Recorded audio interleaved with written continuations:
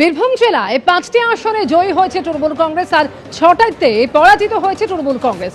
আর জানিয়ে এবার ইঙ্গিতপূর্ণ মন্তব্য করলেন কাজল শেখ। তিনি বলছেন দলের মধ্যে গদ্দার ঢুকে আছে, সেই জন্যই পশ্চিমবাংলায় তৃণমূলের পরাজয়। দলের সঙ্গে যারা গদ্দারি করেছে তাদের চিহ্নিত করেছি, জানাবো রাজ্য নেতৃত্বকে। আর কি বলেন কাজল শেখ, শুনুন। অনুব্রত মণ্ডলের যথাযথ সহায়তা আপনারা পেয়েছিলেন ইলেকশনে? যেমন বীরভূম জেলার কোর কমিটি দ্বারা পরিচালিত হয়েছিল 2024 নির্বাচন দেখেছেন, আমরা কাঁধে কাঁধ মিলিয়ে পায়ে পা মিলিয়ে কাজ করেছি।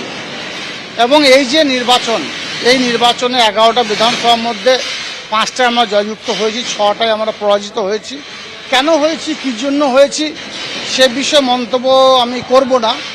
নিশ্চয়ই রাজ্য নেতৃত্ব, উচ্চ নেতৃত্ব সে বিষয় নিয়ে আলোচনা করছে। এবং একটা কথা অবশ্যই আমি বলবো, দলের মধ্যে কিছু গাদ্দার ঢুকে আছে, যাদের জন্য এ পরাজয় হয়েছে। দল সেগুলোকে বিচার বিবেচনা বিশ্লেষণ করছে, আগামী দিনে হয়তো সেগুলো শুধরে নেবে। গদ্দার ঢুকে আছে বলছেন, মানে তারা কি বিজেপির সঙ্গে হাত মিলিয়ে কাজ করছে বলছেন?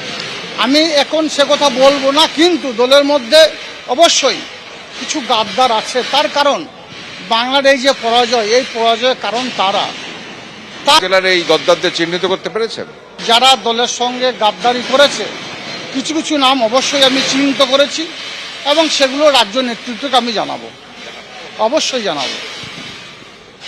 আপনার দলের জেলার শীর্ষ নেতারাও তার মধ্যে আছে? অবশ্যই জড়িত আছে। শীর্ষ নেতৃত্ব অবশ্যই জড়িত আছে।